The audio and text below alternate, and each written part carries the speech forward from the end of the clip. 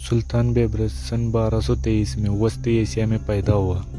उसकी विलादत से कुछ साल पहले बुखारा और समरकंद में मुसलमान जजीरों के तबलीग की बदौलत वस्ती एशिया में इस्लाम फैला था। बेबरस एक मुसलमान घराने में पैदा हुआ।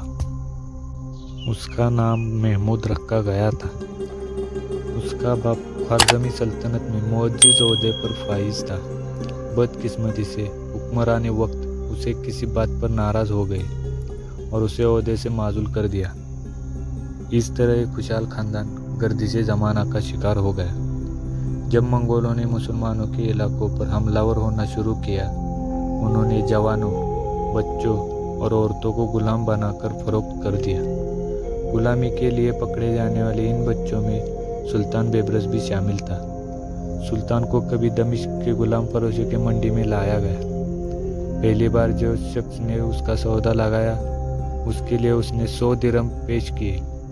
लेकिन जब उसने देखा कि बच्चे की नीली आंखों में जख्म है, तो उसने वो सौदा मनसूख कर दिया और सुल्तान को खरीदने से इनकार कर दिया। सुल्तान, जिसका बचपन में नाम महमूद था, आखिर जगह जगह धक्के खाता फिर रहा था। यहाँ तक कि एक मिस्री आमिर ने उसे खरीद लिया। खरीदने वाले आमिर का नाम अली इब्ने उर्फा था। अली इब्ने उर्फा एक दूसरे आमिर का मकरूज था। उसने एक कर्ज के एवज में महमूद को अपने कर्ज खा के हवाले कर दिया। दूसरा आमुद जिसने महमूद को खरीदा था, उसके बीवी ने अपने छोटे बच्चे के देखभाल के लिए महमूद को सुपुर्द कर दी। किस्मती से एक दिन महमूद से कोई गलती हो गई। इस पर उसके मालिकाना उसे मार मार कर आधमरा कर दिया, बुरी तरह से उसे पीटा। इस मौके पर उस अमीर की बहन वहाँ मौजूद थी, जिसका नाम फातिमा था। उसने जब महमूद को पीटते हुए देखा तो उसको उस लावारिस गुलाम बच्चे पर बड़ा रहम आया। उसने इंतहाई सख्ती में अपने भावज को कहा, अगर तुम इस गुलाम की खिदमत से खुश नहीं हो तो इसको मेरे सुपुर्द कर दो। वो औरत रजामंद हो गई और फातिमा महमूद को अपने साथ दमिश्क ले गई, जहाँ उसका अपना घर था। फातिमा का अपना एक बड़ा बेटा था जो फौत हो गया था, और उसने इत्तेफाक से उस मरने वाली बेटी की शक्ल महमूद से मिलती जुलती थी।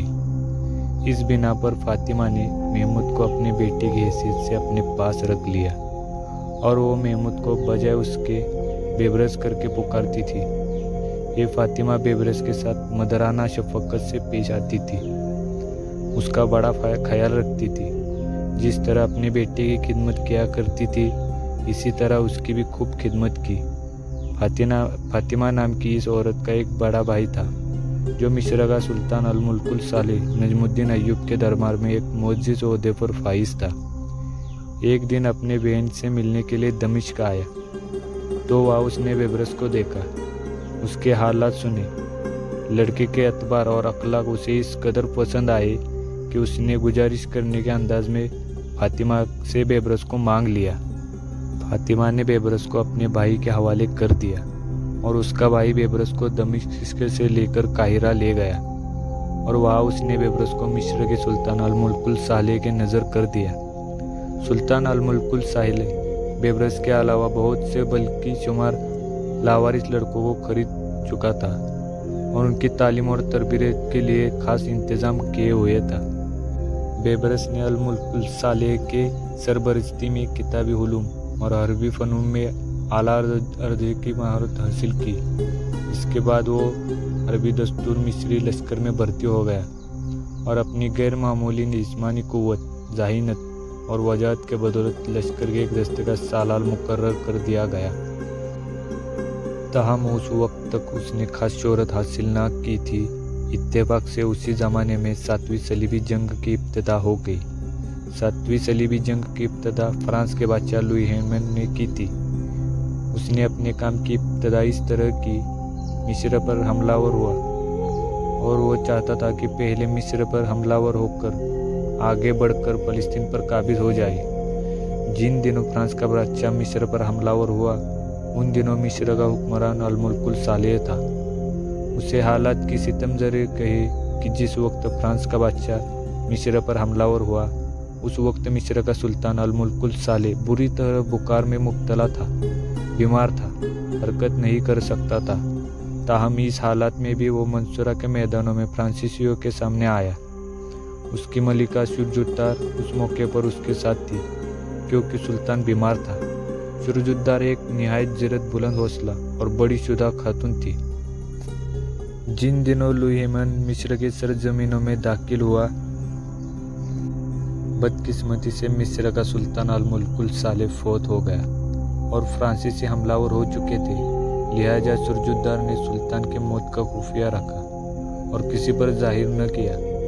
उसने उसके बेटे तौरान शाह को, जो उस वक्त हिस्ने तोइबा के मुकाम पर कायम था, उसे मंसूरा के मैदान में बुलाया। ये शुरजुद्दार की बड़ी फराग दिली थी। तौरान शाह जो सुल्तान का बेटा था, लेकिन उसकी दूसरी बीवी से था। शुरजुद्दार का सौतेला बेटा था। अपनी सौतेली माँ के तलब करने पर तौरान शाह मंसूरा पहुंच गया। मंसूरा में फ्रांसीसियों के साथ घमासान का रंग पड़ा। उस वक्त फ्रांसीसी और मिस्री लश्कर एक दूसरे से टकरा रहे थे। उस वक्त लोगों ने देखा कि एक इंतहा दर्जे का नौजवान एक अरबी घोड़े पर सवार होकर बर्क के कौदे से सूरत अपना नेज़ा घुमाते हुए सलीबियों के लश्कर पर हमलावर होता और अपने पीछे दुश्मनों की लाशों का अंबार लगाता चला जाता था।